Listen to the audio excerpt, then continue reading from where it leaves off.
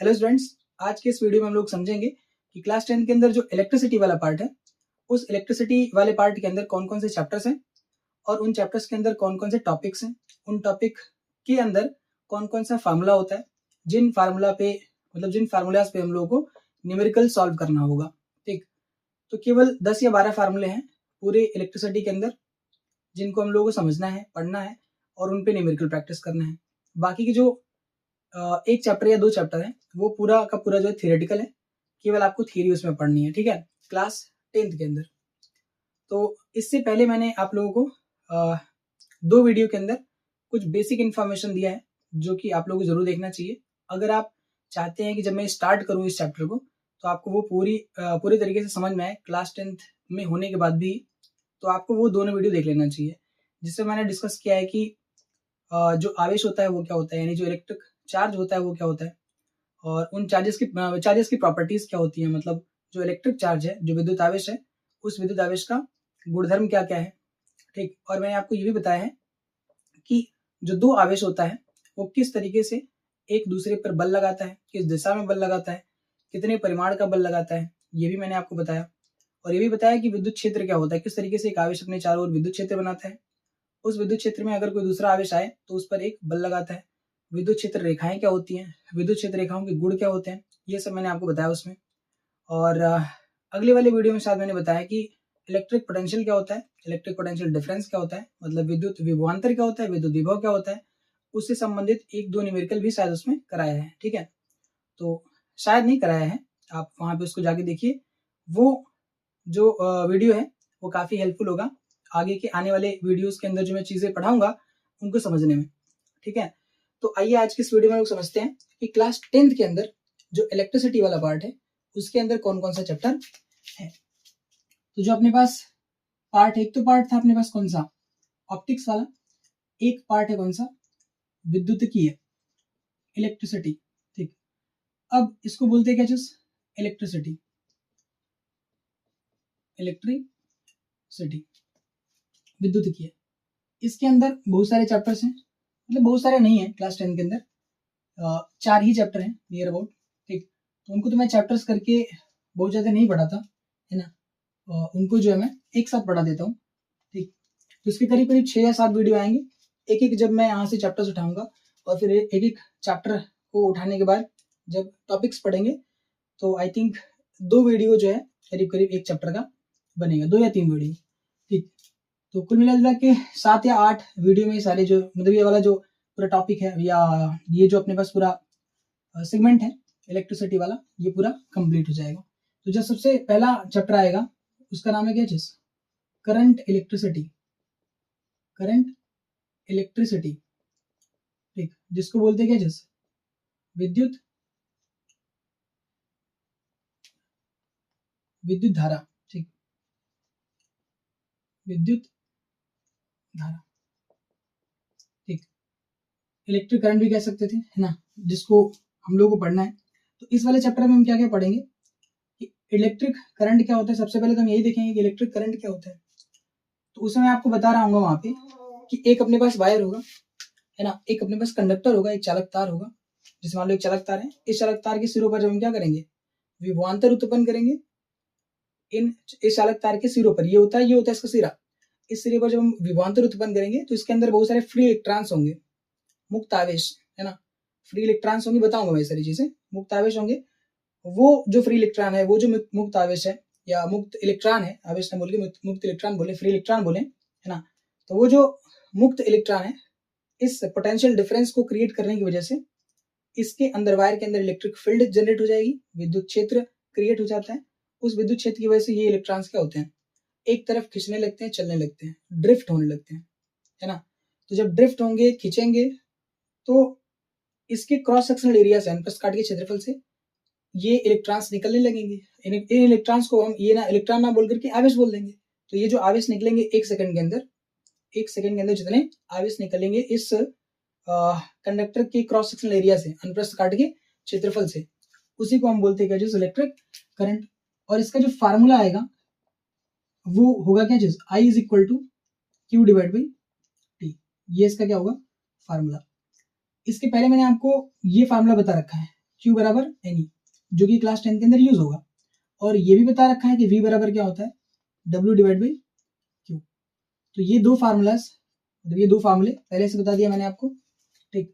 Q बराबर NE और V is equal to W divide by Q। ये electric potential का फार्मूला है, ठीक। इलेक्ट्रिक पोटेंशियल डिफरेंस का भी फार्मूला ये होता है। कैडेस यहाँ पे WEXT आता है, जब आप क्लास 12th के अंदर जाएंगे तो वहाँ पे WEXT लिखेंगे, work done by external force, है ना। और यहाँ पे क्या चीज, I is equal to Q divide by T है करंट इलेक्ट्रिसिटी का। इसका यूज हम करेंगे यहाँ पे, हमें अगर मान लो T दे दिया, I दे दिया, तो पूछेगा कि बताओ इस वायर से कितना नंबर ऑफ इलेक्ट्रॉन निकलेगा। तो फिर हमें क्या करना पड़ेगा, पहले चार्ज निकालेंगे और चार्ज निकालने के बाद फिर यहाँ पे नंबर ऑफ इलेक्ट्रॉन निकालेंगे, वो मैं आपको सिखाऊंगा, है ना। चलिए, तो सबसे पहले फार्मूला ये बनेगा। इसके जस्ट बाद हम लोग पढ़ेंगे, मतलब इसमें ये जो पहला टॉपिक है क्या है, चैप्टर का नाम भी क्या है, करंट इलेक्ट्रिसिटी, और इसका जो पहला टॉपिक है वो भी है क्या चीज, कि व्हाट इज इलेक्ट्रिक करंट, विद्युत धारा क्या होता है, ठीक ना। जैसे विद्युत धारा क्या होता है पढ़ लिया, तो हम लोग पढ़ेंगे कि जो विद्युत धारा प्रवाहित होती है इस चालक तार से, वो कब प्रवाहित होती है, कंडीशंस क्या होती है। तो उसके लिए हम क्या करेंगे, सर्किट की बात करेंगे, पूरे इलेक्ट्रिक सर्किट की बात करेंगे, मतलब जो कंप्लीट पाथ होता है, जो पूरा रास्ता होता है इलेक्ट्रॉन के चलने का, चार्ज के चलने का, उस पूरे कंप्लीट रास्ते को हम क्या बोलते हैं, उस पूरे कंप्लीट पाथ को, पूरे रास्ते को हम क्या बोलते हैं, इलेक्ट्रिक सर्किट। तो हमें पढ़ना होगा क्या चीज, इलेक्ट्रिक सर्किट के बारे में, ठीक। इलेक्ट्रिक सर्किट को हम क्या कहते हैं, विद्युत परिपथ, इसके बारे में हम लोग पढ़ेंगे, विद्युत परिपथ के बारे में। विद्युत परिपथ क्या होता है, तो आवेश के प्रवाह के लिए जो रास्ता होता है, ठीक, आवेश जिस रास्ते से प्रवाहित होता है उसी को हम बोलते हैं क्या, जिस इलेक्ट्रिक सर्किट, है ना। इसमें बहुत सारी चीजें लगी होती है, जैसे कि वहां पे एक सेल लगा होगा, एक की लगी होगी, है ना, की मतलब एक बटन लगा होगा, ठीक, स्विच लगा होगा, और रिहोस्टेट वगैरह लगा रहेगा, मैं सारी चीजें बताऊंगा, एक बल्ब लगा होगा, ठीक। तो उनकी कॉम्बिनेशन को हम क्या बोलते हैं, इलेक्ट्रिक सर्किट बोलते हैं। अच्छा, इलेक्ट्रिक सर्किट में भी ये भी क्या पढ़ना होगा हम लोगों को, दो टाइप होते हैं इलेक्ट्रिक सर्किट के, मतलब इलेक्ट्रिक सर्किट में हमें कौन कौन सी चीजें पढ़नी है, तो इलेक्ट्रिक सर्किट कितने टाइप का होता है ये पढ़ना है।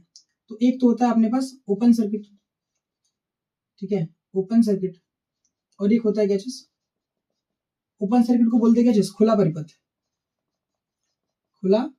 और एक होता है क्या चीज, क्लोज्ड सर्किट, सर्किट को हम लोग क्या कहते हैं, क्लोज्ड सर्किट को हम लोग कहते हैं बंद परिपथ।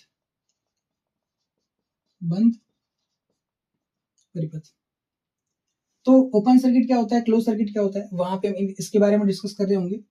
जैसे ये हम लोग पढ़ लेंगे, है ना, हम लोग इसकी बात करेंगे कि जो अपने पास ओम्स लॉ है, ठीक, OHMS, ओम्स लॉ, ओम का नियम, ठीक, ओम का नियम, ये क्या होता है, इसके बारे में हम लोग पढ़ेंगे। केवल यहाँ पे बस नाम बता रहा हूँ कि कौन कौन सा टॉपिक हम लोगों को पढ़ना है। तो हम लोग ओम्स लॉ के बारे में पढ़ेंगे, ये तो पढ़ा ही, मतलब ये तो पढ़ना ही है ना, ये भी पढ़ना है हम लोगों को, ओम्स लॉ भी पढ़ना है। ओम्स लॉ के अंदर ये फार्मूला आता है, V is directly proportional to I, यही ओम्स लॉ है। क्या होता है ओम्स लॉ, कि अगर ये अपने पास वायर है, उस वायर की फिजिकल स्टेट में कोई चेंजेस नहीं आ रहा है, तो उस वायर के एक क्रॉस जो हम पोटेंशियल डिफरेंस क्रिएट करेंगे, वो इस वायर में फ्लो होने वाले इलेक्ट्रिक करंट के डायरेक्टली प्रोपोर्शनल होगा। नहीं समझ आया, सुनो, ये चालक तार है, इस चालक तार के सिरों पर हम क्या करेंगे, विद्युत विभवांतर उत्पन्न करेंगे। तो जो विद्युत विभवांतर उत्पन्न करेंगे उसकी वजह से इसमें करंट फ्लो करेगा। तो ये क्या होगा, जो करंट फ्लो कर रहा होगा वो इस विद्युत विभवांतर के क्या होगा, डायरेक्टली प्रोपोर्शनल होगा। यानी जितना ज्यादा हम विद्युत विभवांतर उत्पन्न करेंगे उतना ज्यादा करंट फ्लो करेगा। तो V डायरेक्टली प्रोपोर्शनल होगा किसके, I के। अब सुनो, या उल्टा कहें इसको, I डायरेक्टली प्रोपोर्शनल होगा किसके, पोटेंशियल डिफरेंस के, ठीक। क्या चीज, कि जो इसमें करंट फ्लो करेगा वो इसके क्रॉस, इस चालक तार के सिरों पर लगाए गए विभवांतर की क्या होगा, डायरेक्टली प्रोपोर्शनल होगा। जितना ज्यादा पोटेंशियल डिफरेंस उतना ज्यादा करंट फ्लो करेगा। क्या इसका रिलेशन ये होना चाहिए, I is directly proportional to V, पर हम ये रिलेशन भी ले लेंगे तो उसको मैं वहां पे बताऊंगा, है ना। तो ये अपने पास एक टॉपिक होगा। अच्छा, जब भी प्रोपोर्शनल का सिंबल हटाते हैं तो एक कांस्टेंट आता है R, जो कि वहां पे आएगा, मैं आपको बताऊंगा, है ना। यहाँ भी बता रहा हूँ कि V इज इक्वल टू क्या चीज, RI। तो ये आर क्या है, रेजिस्टेंस है। तो अगला टॉपिक अपना क्या होगा कि रेजिस्टेंस क्या होता है, व्हाट इज रेजिस्टेंस। तो जब करंट फ्लो करेगा, मतलब जब वहां पे चार्जेस फ्लो करेंगे, बहेंगे, है ना, प्रवाहित होंगे, तो उसके रास्ते में कुछ रुकावट आएगी जिसको हम क्या कहते हैं, रेजिस्टेंस। ठीक, कि उसके रास्ते में क्या है, कुछ रेजिस्टेंस है, तो इसको हम क्या लिखते हैं, प्रतिरोध। तो प्रतिरोध क्या होता है, हम इसके बारे में पढ़ेंगे। और इसके बाद हम लोग पढ़ेंगे कि ये जो रेजिस्टेंस है, प्रतिरोध है, ये किन किन बातों पे डिपेंड करता है। तो हम पढ़ेंगे डिपेंडेंसी ऑफ रेजिस्टेंस, यानी प्रतिरोध की निर्भरता, किसी वायर का, किसी चालक तार का जो प्रतिरोध है वो किन किन बातों पर निर्भर करता है। तो प्रतिरोध की निर्भरता पढ़ेंगे, है ना, इसको पढ़ रहे होंगे वहां पे आगे आने वाले वीडियोस में। आज तो मैं बता रहा हूँ कि कौन कौन सा टॉपिक अपने सिलेबस में है और किसको किसको पढ़ना है। बहुत कम है अपने पास सिलेबस, मतलब क्लास 10 के अंदर बहुत कम पढ़ना है हम लोगों को। ठीक, अच्छा है, आप जब पढ़ लेंगे तो पता चलेगा अच्छा यही पढ़ना था क्या हम लोगों को, है ना, आराम से क्लियर हो जाएगा ये। चलो, तो प्रतिरोध की क्या चीज, निर्भरता, ये आपको पढ़नी है। किस किस चीज पर डिपेंड करता है, ये जो रेजिस्टेंस है, तो रेजिस्टेंस डिपेंड करता है लेंथ पर, वायर के चालक तार के लंबाई पर, और यहाँ नहीं दिख रहा होगा शायद, है ना।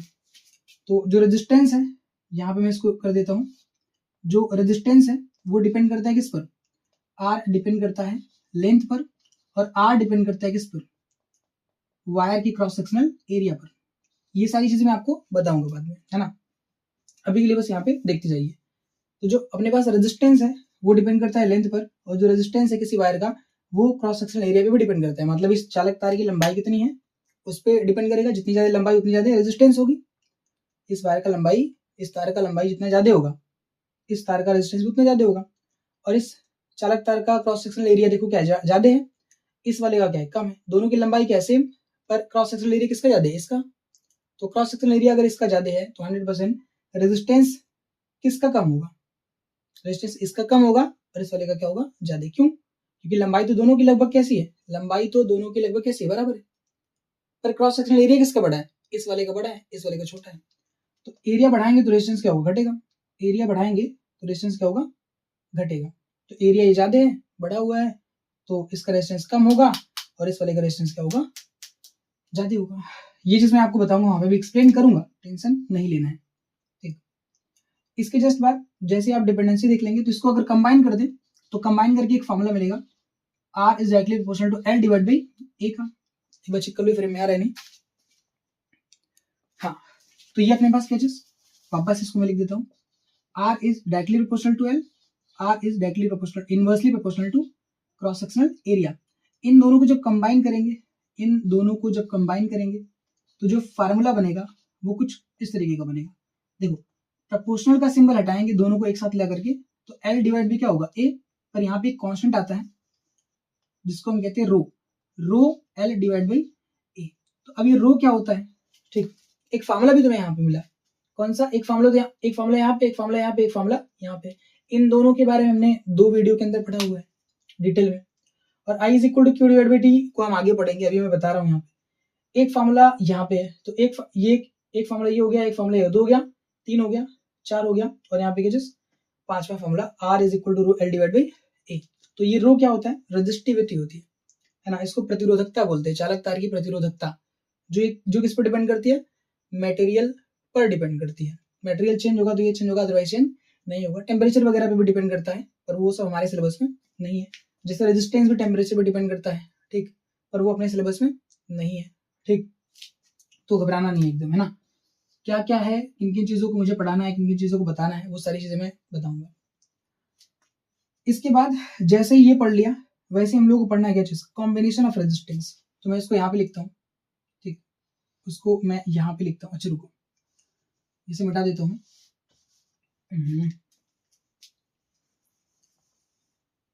देखिए, इसको मैं यहाँ पे कर लेता हूँ, ठीक, इस जगह पे कॉम्बिनेशन ऑफ रेजिस्टेंस। अगला टॉपिक क्या रहेगा अपना, कॉम्बिनेशन ऑफ रेजिस्टेंस,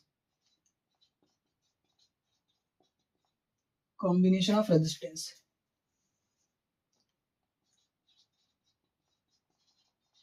ठीक, कॉम्बिनेशन ऑफ रेजिस्टेंस। अच्छा, कॉम्बिनेशन ऑफ रेजिस्टेंस को क्या बोलते हैं, तो प्रतिरोधों का संयोजन, बड़ा इंपॉर्टेंट है कि भैया, है ना, सारा क्वेश्चन इसी पे लगेगा और बोर्ड में भी इसी पे आएगा, प्रतिरोधों का संयोजन है तो इंपॉर्टेंट बहुत, ये सारी चीजें ना जितना मैं यहाँ पे लिख रहा हूँ, पर ये जो अपने पास है सबसे ज्यादा इंपॉर्टेंट है, ठीक, और आसान भी है, प्रतिरोधों का संयोजन। अच्छा, प्रतिरोधों का जो संयोजन है वो दो तरीके से होता है। एक तो जो है प्रतिरोध को, मतलब प्रतिरोध को संयोजित क्यों करते हैं, क्यों जोड़ते हैं, तो डिजायरेबल रेजिस्टेंस पाने के लिए, इच्छित जो प्रतिरोध है वो पाने के लिए हम क्या करते हैं, रेजिस्टेंस को जोड़ते हैं, ठीक, ध्यान दीजिएगा। तो दो तरीका होता है, एक तो होता है श्रेणी क्रम संयोजन, प्रतिरोधों का श्रेणी क्रम संयोजन, तो केवल यहाँ पे मैं लिख रहा हूँ श्रेणी क्रम संयोजन, ठीक, श्रेणी क्रम संयोजन, इसको हिंदी में बोलते, इंग्लिश में बोलते क्या चीज, इसको इंग्लिश में बोलते, हिंदी में तो यही बोलते हैं श्रेणी क्रम संयोजन, इंग्लिश में बोलते क्या चीज, series combination, series combination of resistance, series combination of resistance, resistance, ठीक, ये हम लोग को पढ़ना है, सीरीज कॉम्बिनेशन ऑफ रेजिस्टेंस। इसके बाद हम लोग को क्या पढ़ना है, अच्छा इसका फार्मूला क्या होगा ये भी लिख देता हूँ साइड में। तो जो सीरीज कॉम्बिनेशन ऑफ रेजिस्टेंस होता है वो आर इक्यू बराबर, मतलब अगर कई सारे अपने पास रेजिस्टेंसेज हैं, मतलब कई सारे अपने पास रजिस्टर्स हैं, है ना, अपने पास कई सारे चालकतार हैं, उनका अलग अलग क्या है, प्रतिरोध है, R1 R2 R3, तो जो उन सबको जोड़ने के बाद अगर सीरीज में जोड़ दिया, अगर उनको सीरीज में जोड़ दिया, श्रेणी क्रम में जोड़ दिया, तो उनका जो कुल प्रतिरोध है वो किसके बराबर आएगा, R1 plus R2 plus R3 plus dot dot dot, ये आएगा, ठीक, एक बार चेक कर लो ये आ रहा नहीं आ रहा है, ठीक। इसके बाद यहाँ पे एक और संयोजन होता है जिसको हम बोलते हैं कौन सा संयोजन, समांतर क्रम संयोजन, ठीक, प्रतिरोधों का समांतर क्रम संयोजन। क्यों ऊपर नहीं लिख रहा हूं, क्योंकि यहाँ पे भैया मैं और भी सारी चीजें आएंगी उनको लिखूंगा ना, तो समांतर क्रम संयोजन, प्रतिरोधों का समांतर क्रम संयोजन, इसको बोलते हैं parallel combination, parallel combination of resistance, parallel combination of resistance. इसका फार्मूला होता है क्या चीज, 1 अपान आर इक्यू बराबर 1 अपान R1 प्लस 1 अपान R2 प्लस 1 अपान R3, ठीक, हाँ, तो ये फार्मूला होता है जो कि दिख नहीं रहा है यहाँ पे, इसको मिटाता हूँ, वापस लिखता हूँ, ठीक, इसका जो फार्मूला होगा, इसका जो फार्मूला होगा इसको मैं यहाँ पे लिख देता हूँ, ठीक, इस जगह पे, तो 1 अपान आर इक्यू बराबर क्या होगा, 1 अपान R1 प्लस 1 अपान R2 प्लस 1 अपान R3 plus dot dot dot, तो ये फार्मूला होगा किसका, 1 अपान आर इक्यू का, ठीक, जो आर इक्यू की वैल्यू वो हमारी कितनी आएगी, 1 अपान R1 प्लस 1 अपान R2 प्लस 1 अपान R3 आएगी, किसमें, जब हम पैरेलल कॉम्बिनेशन कर रहे होंगे उसमें, ठीक, दिख रहा है इसमें। आगे इसके जस्ट बाद जैसे ये टॉपिक अपना कंप्लीट होता है तो हम कई सारे रजिस्टर्स को लेंगे, मतलब कई सारे चालक तार को लेंगे जिनके अंदर प्रतिरोध रहेगा, ठीक, उनको लेकर के हम क्या करेंगे, उन रजिस्टर्स को लेकर के हम कंबाइन करेंगे, कैसे, सीरीज और पैरेलल कॉम्बिनेशन को मिक्स करके, मतलब उसमें पैरेलल कॉम्बिनेशन भी रहेगा और सीरीज कॉम्बिनेशन भी रहेगा, ठीक, उसको मिक्स कर देंगे, फिर वहां पे क्वेश्चन को सॉल्व करेंगे, तो वो सारी अप्रोच में बताऊंगा। तो ये पूरा क्या होगा, ये चैप्टर यहाँ पे क्या हो जाएगा, कंप्लीट हो जाएगा। अब हम ये पढ़ेंगे कि अगर किसी वायर में इलेक्ट्रिक करंट फ्लो करता है, अगर किसी चालक तार में इलेक्ट्रिक करंट फ्लो करता है तो कौन कौन से इफेक्ट दिखाएगा, यानी इफेक्ट ऑफ इलेक्ट्रिक करंट, हम पढ़ेंगे क्या चीज, effect of electric current, effect of electric current,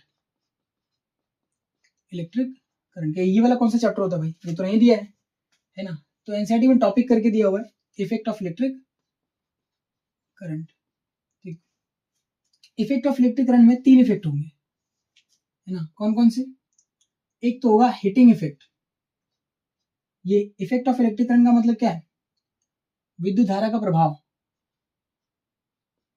विद्युत धारा का प्रभाव, जब एक चालक तार में विद्युत धारा प्रवाहित होता है, जब एक चालक तार में विद्युत धारा प्रवाहित होता है, विद्युत धारा का प्रभाव, ठीक, जब एक चालक तार में विद्युत धारा प्रवाहित होता है तो कौन कौन से वहां पे इफेक्ट देखने को मिलते हैं? तो एक तो दिखेगा हीटिंग इफेक्ट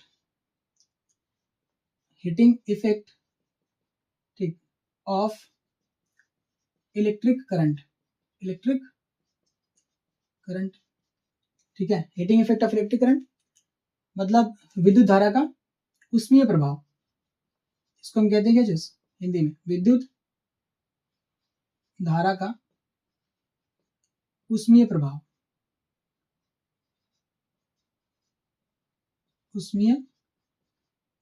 एक तो ये देखेंगे हम लोग विद्युत धारा का उष्मीय प्रभाव। एक और देखेंगे क्या चीज कि विद्युत धारा का चुंबकीय प्रभाव, ठीक। यहाँ पे magnetic effect of electric current, जिसको हम कहते हैं क्या चीज? विद्युत धारा का चुंबकीय प्रभाव, ठीक। विद्युत धारा का चुंबकीय प्रभाव, विद्युत धारा का चुंबकीय प्रभाव, एक तो ये देखेंगे हम लोग। एक और होता है chemical effect of electric current, जो कि हमारे सिलेबस में है ही नहीं, है ना। यहाँ पे बस केवल लिख देता हूँ नाम, और इंग्लिश में लिखूंगा, हिंदी में कोई जरूरत नहीं है ना। Chemical effect of electric current, एक तो ये अपने पास chemical effect of electric current, ये अपने सिलेबस में है ही नहीं, इसको पढ़ना ही नहीं है ना। तो ये अपने पास क्या है? Chemical effect of electric current. इसके जस्ट बाद आएगा क्या चीज? इंडक्शन, ठीक। चैप्टर का नाम है क्या चीज? इंडक्शन, ENDUCTI, वो है इंडक्शन। प्रेरण, क्या चीज? प्रेरण, ठीक। प्रेरण, इंडक्शन, एक चैप्टर का नाम है इंडक्शन, प्रेरण, है ना। तो उस इंडक्शन वाले चैप्टर को हम पढ़ेंगे। इंडक्शन में क्या होता है भाई? एक इलेक्ट्रिक करंट अपने आप जनरेट हो जाती है, प्रोड्यूस हो जाती है अपने आप को, मतलब कुछ तो करते हैं, कुछ तो हम करेंगे तभी तो वो इलेक्ट्रिक करंट आएगा। तो इलेक्ट्रिक करंट अपने से मिलता है हम लोगों को, कुछ हम करते हैं वहां पे, मैग्नेटिक फ्लक्स जो होता है उसमें चेंजेस होता है। तो जब मैग्नेटिक फ्लक्स में चेंजेस होता है ना, तो वहां पे क्या आता है? Electric current. किसी भी एक क्लोज्ड सरफेस से लिंक्ड जो मैग्नेटिक फ्लक्स होता है उसमें जब चेंजेस आता है, परिवर्तन होता है, तो वहां पे क्या बनता है? एक करंट इंड्यूस होता है, जिसको हम कहते हैं इंड्यूस्ड इलेक्ट्रिक करंट, है ना, प्रेरित विद्युत धारा। तो उसके बारे में पढ़ेंगे हम लोग उस चैप्टर के अंदर। तो इसमें heating effect of electric current में क्या क्या चीजें पढ़नी है, और magnetic effect of electric current में क्या क्या चीजें पढ़नी है हम लोगों को, वो भी बताने जा रहा हूँ यहाँ पे। तो heating effect of electric current में आप पढ़ेंगे क्या चीज? इसको छोड़ देंगे ना, इसको बाद में करेंगे, इसको मिटाने के बाद, ये सब मिटा दूंगा। तो heating effect of electric current के अंदर क्या पढ़ेंगे हम लोग? एक फॉर्मूला होगा H बराबर I² RT, इसके बारे में पढ़ेंगे हम लोग। H बराबर I² RT मतलब एक अपने पास वायर होगा, उस वायर के अंदर हम करंट फ्लो कराएंगे, इस वायर का कुछ रेजिस्टेंस होगा, इसमें हम करंट फ्लो कराएंगे, कितने टाइम के लिए फ्लो कराते हैं। तो जब इस वायर के अंदर करंट फ्लो करेगा तो इस वायर के अंदर जो चार्जेस चल रहे होंगे उन चार्जेस के बीच में टक्कर होगा। क्यों होगा टक्कर? मैं वही बताऊंगा, ठीक। टक्कर होगा, उस टक्कर की वजह से उसके पास काइनेटिक एनर्जी होती है, उस काइनेटिक एनर्जी की वजह से क्या करेगा? टक्कर करेगा तो क्या होगा? यहाँ पे धीरे धीरे इसका टेम्परेचर राइज करेगा, बढ़ने लगेगा। वायर का, तार का जो टेम्परेचर है वो धीरे धीरे क्या करेगा? बढ़ने लगेगा। और बढ़ते बढ़ते बढ़ते एक टाइम आएगा कि जब एटमॉस्फेयर मतलब जो पर्यावरण है उसके ताप से इसका ताप ज्यादा हो जाएगा, दोनों में क्या हो जाएगा? ताप का अंतर, टेम्परेचर डिफरेंस। जब टेम्परेचर डिफरेंस होगा इन दोनों के बीच में, एटमॉस्फेयर और वायर के ताप के बीच में, है ना, जब टेम्परेचर का डिफरेंस होगा तो यहाँ से एक एनर्जी रेडिएट आउट होगी, बाहर की तरफ निकलेगी, उसको हम बोलते हैं हीट, ठीक। तो वो किस पे डिपेंड करेगा? हीट जो निकलेगा वो किस पे डिपेंड करेगा? कितना हमने करंट फ्लो कराया, कितना ज्यादा करंट दे रहे हैं इसको, कितना रेजिस्टेंस हाई इसका है। जितना ज्यादा रेजिस्टेंस होगा, कोलिजन जितने ज्यादा होंगे उतना ज्यादा हीट बनेगा। जितने टाइम के लिए करंट फ्लो कराएंगे उतना ज्यादा क्या होगा? हीट यहाँ पे बन रहा होगा, ठीक। और ये जूल्स लॉ है, जूल्स लॉ के थ्रू ये हम लोग लिखते हैं I² RT। तो ये पूरा पढ़ना है और इसी में ये पूरा क्या हो जाएगा? खत्म हो जाएगा।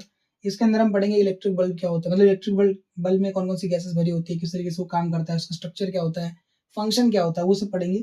हीटर क्या होता है, हीटर के फंक्शन क्या होता है, वो सब पढ़ेंगे। फार्मूला यहाँ से एक ही है, बस फार्मूला यहाँ से एक ही है।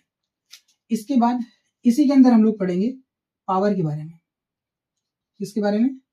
पावर के बारे में। पावर इज इक्वल टू क्या चीज? कोई अपने पास इलेक्ट्रिक अप्लायंसेस होगा, जैसे बल्ब हो गया, टीवी हो गया, है ना, तो ये अपने पास इलेक्ट्रिकल अप्लायंसेस हैं, अप्लायंसेस बोलो ना, व्हाटएवर।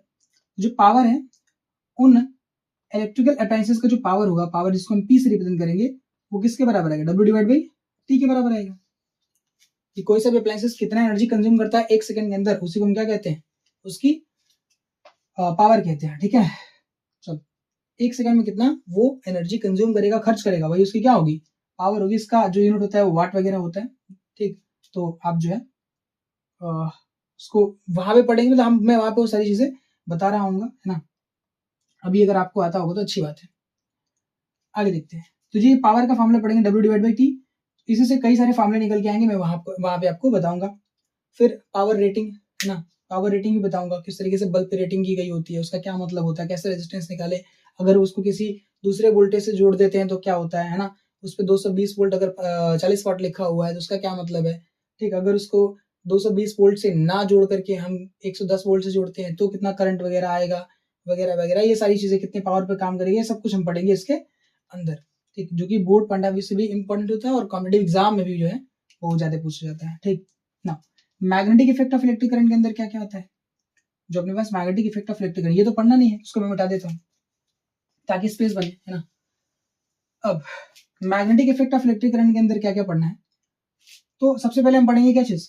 बार मैग्नेट के बारे में। सबसे पहले पढ़ेंगे बार मैग्नेट के बारे में, यानी इसको बोलते हैं दंड चुंबक। दंड चुंबक, ठीक, सबसे पहले पढ़ेंगे दंड चुंबक के बारे में। ठीक, बार, अरे कुछ नहीं ऐसा होता है भाई, बार में सबने देखा होगा, नॉर्थ साउथ, है ना। फिर से बड़ा बना देता हूँ। क्या चीज? दंड चुंबक कैसा भैया? ऐसा, एक नॉर्थ पोल एक साउथ पोल। ठीक, अब इसके चारों ओर कैसी मैग्नेटिक फील्ड बनेगी, जो चुंबकीय क्षेत्र है वो कैसा बनेगा, तो उस चुंबकीय क्षेत्र के बारे में पढ़ेंगे, और चुंबकीय क्षेत्र की जो प्रॉपर्टीज होंगे, जो गुण होंगे, उसके बारे में पढ़ेंगे। मतलब यहाँ से दंड चुंबक के द्वारा बनाए गए चुंबकीय क्षेत्र और चुंबकीय क्षेत्र की जो गुण होंगे ना, चुंबकीय क्षेत्र रेखाओं के जो गुण होंगे, उनके बारे में लोग जो है पढ़ रहे होंगे। तो ये टॉपिक पढ़ेंगे यहाँ से। ठीक, और क्या पढ़ेंगे कि अपने पास एक वायर होगा जिसमें हम करंट फ्लो कराएंगे, ऑर्स्टेड एक्सपेरिमेंट आएगा सबसे पहले तो, है ना। Oersted experiment, OERSTED, Oersted experiment. Spelling में गलती हो सकती है ना ऑर्स्टेड में, वहां पे कराऊंगा तो सही कर दूंगा। ठीक है, EXPERIMENT, ऑर्स्टेड एक्सपेरिमेंट देखेंगे हम लोग। ठीक, उनके क्या क्या ऑब्जर्वेशंस थे वो देखेंगे। ठीक, और फिर जो है इन्हीं के ऑब्जर्वेशन के बाद हम लोग ये बोलेंगे कि भैया एक जो स्ट्रेट वायर होता है जिसमें करंट फ्लो करती है, एक सीधा जो चालक तार होता है उसमें जो करंट फ्लो करता है, तो वो अपने चारों ओर एक मैग्नेटिक फील्ड बनाता है। तो स्ट्रेट वायर की वजह से ना, स्ट्रेट, अब यहाँ पे बाइलिंगुअल लिखूंगा ना, हिंदी और इंग्लिश दोनों मिक्स करके, टाइम ज्यादा हो रहा है। STRAIGST, स्ट्रेट वायर की वजह से बने चुंबकीय क्षेत्र, मतलब मैग्नेटिक फील्ड, मैग्नेटिक हिंदी में बोल रहा हूं ना, मैग्नेटिक फील्ड। ठीक, स्ट्रेट वायर की वजह से बने मैग्नेटिक फील्ड का स्ट्रक्चर क्या होगा, स्ट्रक्चर क्या होगा और डायरेक्शन क्या होगा, ये हम लोग पढ़ेंगे। और डायरेक्शन क्या होगा, या डायरेक्शन के बारे में हम लोग जो है यहाँ पे स्टडी करेंगे। ठीक, तो ये तो पहला टॉपिक हो गया magnetic effect of electric current के अंदर। दूसरा टॉपिक क्या पढ़ेंगे भैया? वैसे टॉपिक्स बहुत सारे हैं इसमें, है ना। दूसरा टॉपिक हम ये पढ़ेंगे भैया, अगर अपने पास सर्कुलर वायर है ना, एक सर्कुलर वायर है, इसको डायरेक्ट बना देता हूँ, तो इस सर्कुलर वायर की वजह से यहाँ पे जो मैग्नेटिक फील्ड बनेगी, जो मैग्नेटिक फील्ड बनेगी, जो चुंबकीय क्षेत्र यहाँ पे बनेगा, वो उसके बारे में पढ़ेंगे हम लोग कि उसकी दिशा कैसी होगी, है ना, उसका स्ट्रक्चर कैसा होगा। फिर इसके बाद एक सोलेनाइड आएगा, थोड़ा फास्ट हो जाते हैं ना, एक सोलेनाइड आएगा। इस सोलेनाइड के अंदर जब करंट फ्लो कराएंगे तो ये भी किसकी तरह बिहेव करेगा, एक बार मैग्नेट की तरह बिहेव करेगा। तो इसके चारों ओर भी क्या बनेगा, एक मैग्नेटिक फील्ड बन रहा होगा। ठीक है, एक मैग्नेटिक फील्ड बनेगा। अभी ये कौन सा है, एंटी क्लॉकवाइज है, तो ये तुम्हारा बनेगा नॉर्थ पोल और ये बनेगा साउथ पोल। ये सारी चीजें मैं तुम लोग बता दूंगा। ठीक है, अगर ये नॉर्थ पोल बन रहा है तो नॉर्थ से निकलता है साउथ पे जाता है, जो मैग्नेटिक फील्ड लाइन होती है वो नॉर्थ से निकलती है और कहाँ पे जाती है, साउथ पे जाती है। तो कुछ इस तरीके से तुम्हारा क्या बन जाएगा, मैग्नेटिक फील्ड लाइन, ये आगे भी कंप्लीट होगा, वगैरह वगैरह।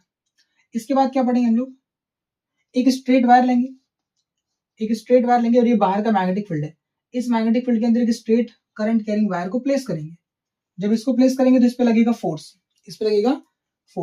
तो इस पे किस डायरेक्शन में फोर्स लगेगा, किस दिशा में इस पर बल लगेगा, हम उसको भी यहाँ पे क्या कर रहे होंगे, पढ़ रहे होंगे।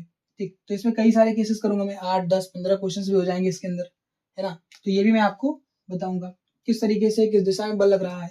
दिशा ज्ञात करने के लिए हमें क्या पढ़ना पड़ेगा, फ्लेमिंग्स लेफ्ट हैंड रूल,